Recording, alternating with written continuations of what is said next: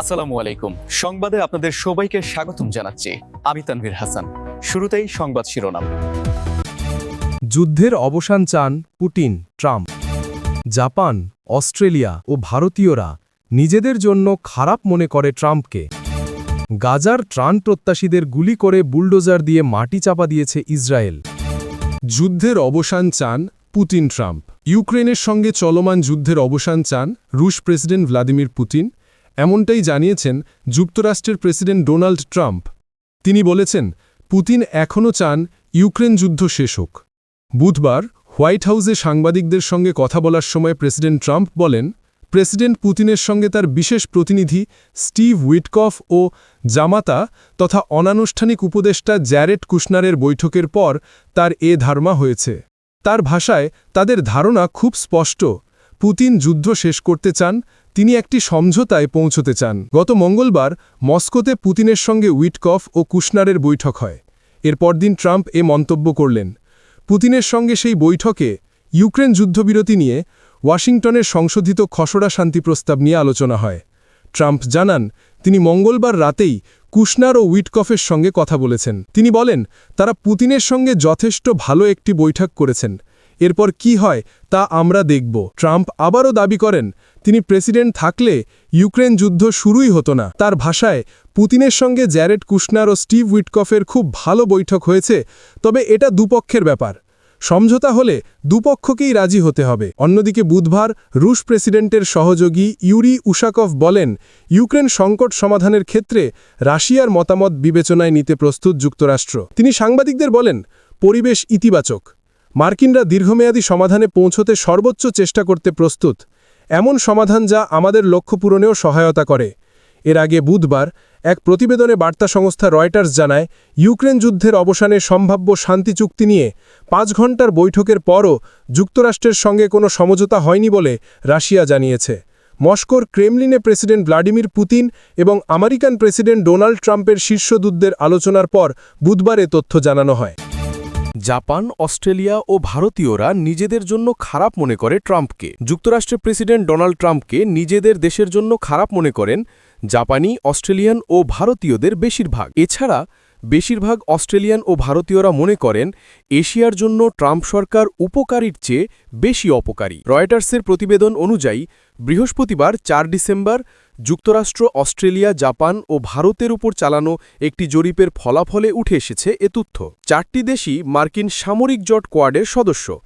প্রত্যেক দেশের 1000 জন মানুষের উপর এ জরিপ চালায় সিডনি বিশ্ববিদ্যালয়ের ইউনাইটেড স্টেটস সেন্টার। জরিপটি হয় গত আগস্টে।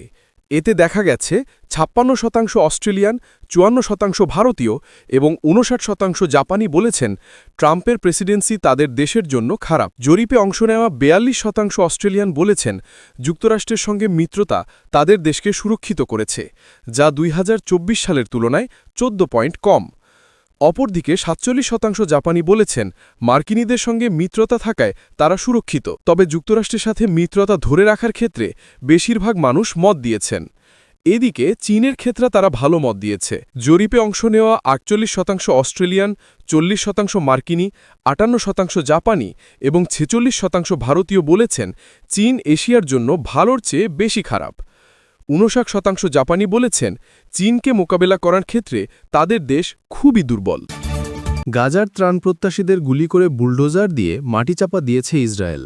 ফিলিস্তিনের গাজায় গত জুনে জিকিম ক্রসিংয়ের কাছে ত্রাণবাহী ট্রাক থেকে পরিবারের জন্য এক ব্যাগ আটা আনতে গিয়েছিলেন আম্মার ওয়াদি। তিনি জানতেন এর মাধ্যমে তিনি নিজের জীবন ঝুঁকির মধ্যে ফেলছেন। ওয়াদি তার মোবাইলের স্ক্রিনে, মা, আমার কিছু হয়ে গেলে আমাকে ক্ষমা করো, যে আমার ফোনটি পাবেন তিনি যেন আমার পরিবারকে বলে দেন আমি তাদের খুব ভালোবাসি, লিখে রেখেছিলেন। গ্রীষ্মের ওই সময়ে ত্রাণ আনতে যাওয়া ফিলিস্তিনিদের ওপর ইসরায়েলি বাহিনী নিয়মিতভাবে গুলিবর্ষণ করত। এর মধ্যেই একদিন ত্রাণ আনতে যান ওয়াদি, কিন্তু এরপর আর বাড়ি ফেরা হয়নি। কয়েক সপ্তাহ পর এক ব্যক্তি ওয়াদির মোবাইল ফোন পেয়ে তার পরিবারের কাছে পৌঁছে দেন। মোবাইল ফোনের মাধ্যমে তার কাছ থেকে পাওয়া শেষ বার্তাটি পায় পরিবার। তখন অসংখ্য ফিলিস্তিনি জিকিমের কাছে নিখোঁজ হন। ওয়াদি ছিলেন তাদের একজন। এসব ফিলিস্তিনির ভাগ্যে কি জুটেছে তা আজও অজানা। তবে ওই ফিলিস্তিনিদের ভাগ্যে কি ঘটেছে তার কিছুটা আঁচ পাওয়া গেছে সিএনএনের এক অনুসন্ধানে। তাতে দেখা গেছে ইসরায়েলি সেনারা জিকিম ক্রসিংয়ের কাছে কিছু ব্যক্তির মরদেহ বুলডোজার দিয়ে মাটি চাপা দিয়েছেন। তাদের এভাবে কবর দেওয়ার চিহ্নও রাখা হয়নি। এছাড়া কিছু মরদেহ সে সময় খোলা মাঠে ফেলে রাখা হয়। বিকৃত হয়ে যাওয়ায় সেগুলো আর উদ্ধার করা যায়নি। আইন বিশেষজ্ঞদের মতে বুলডোজার দিয়ে অচিহ্নিত কবরে মরদেহ চাপা দেওয়া আন্তর্জাতিক আইনের লঙ্ঘন হতে পারে।